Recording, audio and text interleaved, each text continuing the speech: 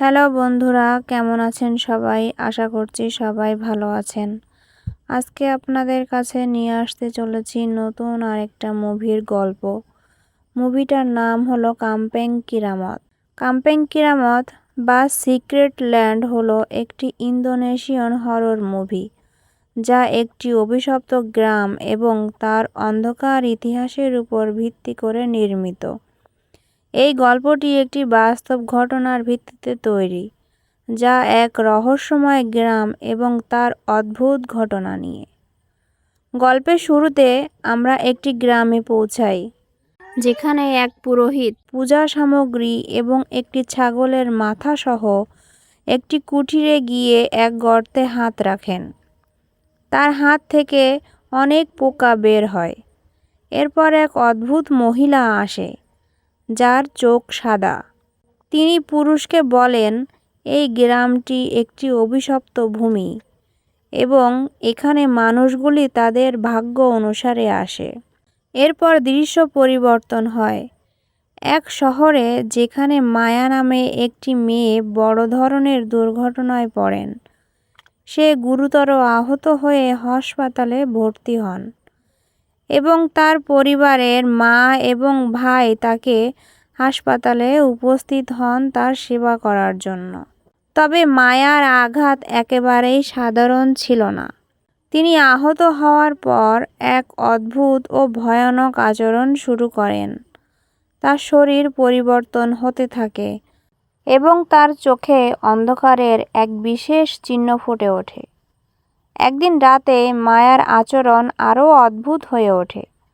তার শরীরের মধ্যে যেন কিছু পরিবর্তন ঘটে এবং সে রাতে অন্ধকারে হেঁটে চলে।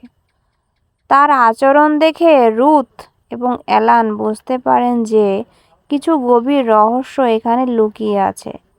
মায়ার গায়ের ত্বক থেকে রক্ত ঝরতে থাকে এবং তার শরীর থেকে কিছু অদ্ভুত শক্তি বের হয়ে আসে। তার পরিবর্তন আর শারীরিক অবস্থা রুথের কাছে এক বিভীষিকার মতো মনে হয়। মায়ার চিকিৎসার জন্য এক বিশেষ হাসপাতালের মাধ্যমে আরও উন্নত চিকিৎসা ব্যবস্থা নেওয়া হয়, কিন্তু তার অবস্থার উন্নতি ঘটেনি। মায়া কোনো কিছু বলে না, তবে তার চোখে কিছু অদ্ভুত পরিবর্তন দেখা যায়। একদিন মায়ার কাছে একটি কালো বাক্স আসে এবং সেই বাক্সটি খুললে মায়ার অদ্ভুত আচরণ আরও তীব্র হয়ে ওঠে। তিনি এক ভয়ঙ্কর হাসি দিয়ে এক দানবীর রূপ ধারণ করেন। তার শরীর থেকে বিষাক্ত কালো ধোঁয়া বের হতে থাকে। সেই ধোঁয়ার মধ্যেই মায়া নিজের অজ্ঞাত সত্তার সাথে এক হয়ে যায়। সবার কাছে তখন এটি স্পষ্ট হয়ে ওঠে যে মায়ার শরীরে একটা অদ্ভুত শক্তি প্রবাহিত হচ্ছে। গল্পের মোড় তখন ঘুরে যায় যখন অ্যালান এবং রুথ জানতে পারেন মায়ার এই অদ্ভুত পরিবর্তন মূলত একটি অভিশপ্ত গ্রামের ইতিহাসের সঙ্গে সম্পর্কিত। এই গ্রামটির নাম ছিল কাম্পং কিরামত, সিক্রেট ল্যান্ডের একটা জায়গার নাম। এই গ্রামে অনেক বছর আগে এক ভয়ঙ্কর মহামারী চলছিল এবং গ্রামবাসীরা এক ধরনের গোপন অভিশাপের শিকার হয়। গ্রামটির ঐতিহ্য অনুযায়ী, যারা এখানকার আধ্যাত্মিক শক্তি বা অভিশপ্ত ভূমির প্রতি বিশ্বস্ত ছিলেন, তারা এই অভিশপ্ত থেকে বেঁচে থাকতে পারতেন। কিন্তু এই শক্তির মূলে ছিল এক ভয়ঙ্কর অশুভ শক্তি। এমনকি মায়ার বাবা জাবু ছিলেন সেই অভিশপ্ত ইতিহাসের একটি অংশ।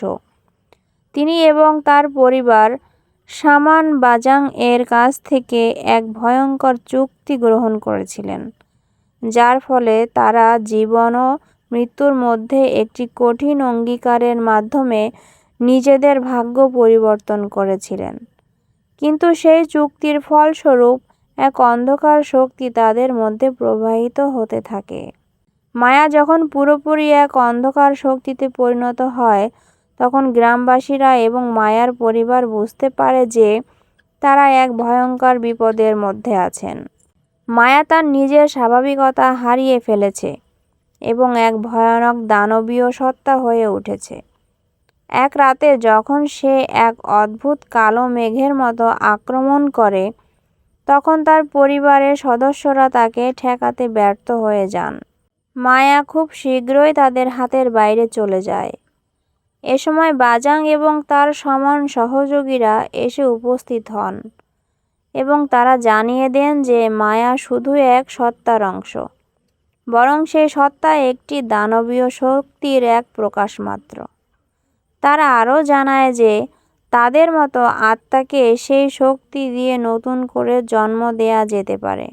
অ্যালান এবং তার বোন বিদি তাদের মাকে উদ্ধার করতে এবং মায়ার অন্ধকার শক্তির বিরুদ্ধে লড়াই করতে এক রহস্যময় গুহায় প্রবেশ করে। সেখানে তারা গ্রামটির প্রকৃত ইতিহাস জানার চেষ্টা করে। সেই গুহায় তারা অতীতে সৃষ্ট এক অশুভ শক্তির বীজ খুঁজে পায়।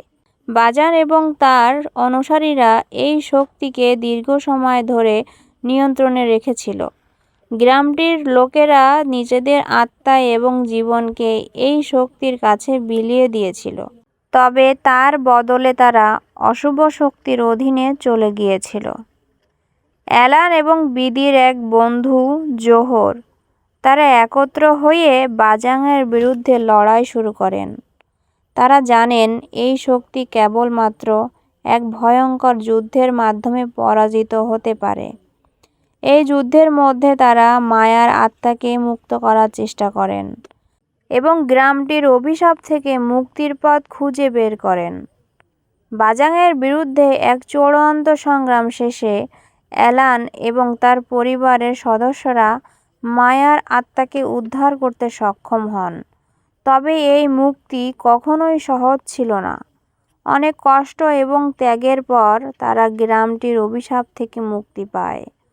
মায়া তার স্বাভাবিক অবস্থায় ফিরে আসে, তবে তার চোখে এক নতুন দৃষ্টি ছিল, একটি গোপন ইতিহাসের গভীরতায় যাওয়ার সাহসিকতা।